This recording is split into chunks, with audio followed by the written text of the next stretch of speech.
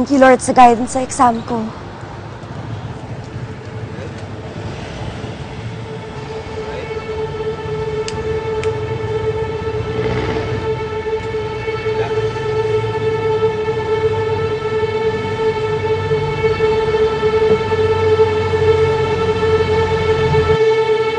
Parang may tao.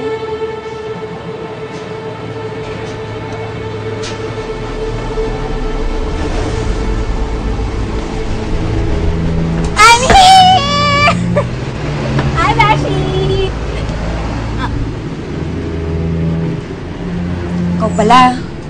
Akala ko sino. Uy, nakita mo ba si Sak, my loves? Ewan! So, nakita nga kayo. Ikaw talaga?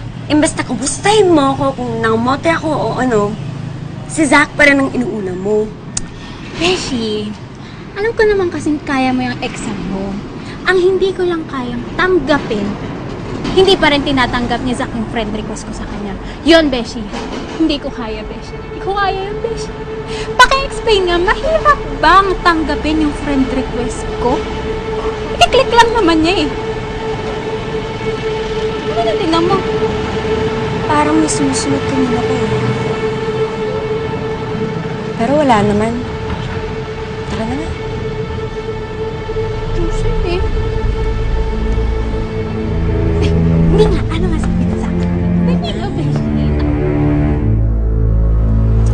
Hindi ko makontak si Mama Gordon. Pakalubat.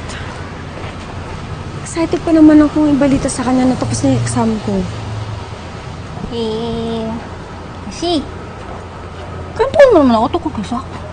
Diba sabi mo nakita mo siya? Oo, pero iniwasan ko siya, no? Baka kaya ka niya sinusundan?